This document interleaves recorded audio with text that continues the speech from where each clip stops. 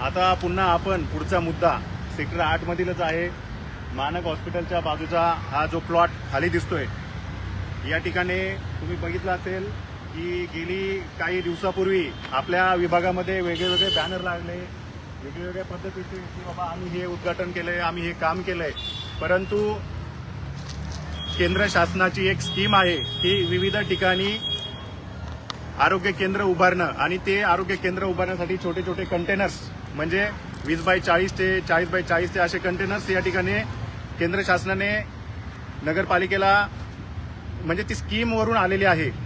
तर या ठिकाणचे नवी मुंबई महानगरपालिकेचे जे आरोग्य खात्यामध्ये जे मुख्य आहेत जावदे साहेब यांनी विविध नवी मुंबईच्या स्थानकावर म्हणजे जसं नेरूळ, तुर्भे, त्यानंतर घनसोली, कोपरखैरणे अशी तब्बल 56 ते 57 आरोग्य केंद्र यांना या कंटेनरमध्ये उभारायचे होते. खरं तर ही स्कीम वरून केंद्र शासनाची आहे, म्हणजे असं मी ऐकण्यात आलंय, ही स्कीम वरून केंद्र शासनाची आलेली आहे. परंतु यांना आता तो पैसा कसा तरी आपल्याला इकडे दाखवायचा आहे. तर इथले आपले स्थानिक प्रतिनिधींनी बघितलं असेल तुम्ही विविध प्रकारचे बॅनर, मी हे केलं, मी ते केलं, मी वरून स्कीम आणली. ऍक्च्युली ही स्कीम केंद्र शासनाची आहे. हे आपले साहेब या ठिकाणी नगरपालिका आणि या मुख्यालयात पडलेले असतात, म्हणून आरोग्य अधिकारी लगेच सांगतात हा पत्र द्या, मग लगेच तयार होतात, पत्र देतात, मग सांगणार, मग बॅनर लावणार, मग या ठिकाणी येऊन फोटो काढणार. खरं तर या ठिकाणी म्हणजे या गजबजलेल्या ठिकाणी जर आरोग्य केंद्र उभं झालं तर या आजूबाजूच्या सोसायट्यांना किती परिणाम होईल याचा ते अभ्यास करत नाही. आणि या ठिकाणी त्यांना विरोध म्हणून आपल्या संजीवनी सोसायटीतील कमीत कमी 56 ते 57 रहिवाशांनी तसेच तृप्ती कॉम्प्लेक्समधून विविध रहिवाशांनी सोसायटी कमिटीने नगरपालिकेशी पत्रव्यवहार केला आणि मी स्वतः त्यांचे पत्र अटॅच करून नवी मुंबई महानगरपालिकेला हा पत्रव्यवहार केला की तुम्ही अशा गजबजलेल्या ठिकाणी आणि ज्या ठिकाणी काहीतरी मोठं सभागृह झालं पाहिजे. आता तुम्ही बघत असाल हा किती मोठा प्लॉट आहे.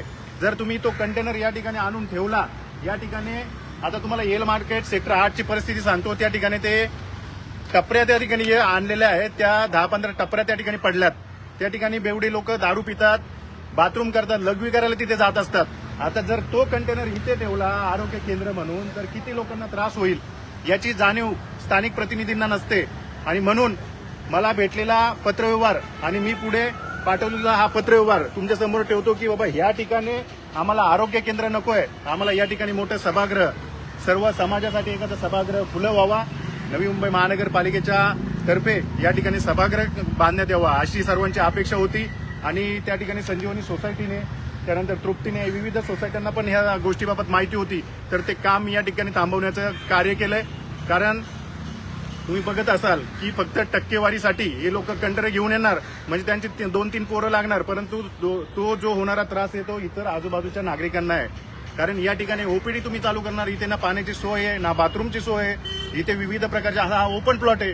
या ठिकाणी विविध आता म्हणजे ते आपले तळीराम या ठिकाणी गड्डा घालतील, तो आजूबाजूच्या आपल्या महिला रहिवासी राहतात, त्यांना तो त्रास होणार आहे.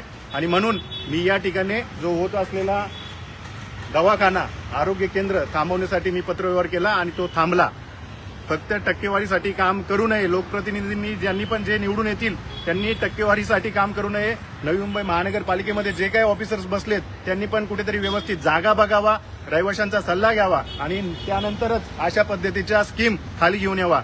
मी या लाईव्हच्या माध्यमातून आयुक्त साहेब त्याचप्रमाणे आरोग्य अधिकारी यांना मी विनंती करतो. धन्यवाद.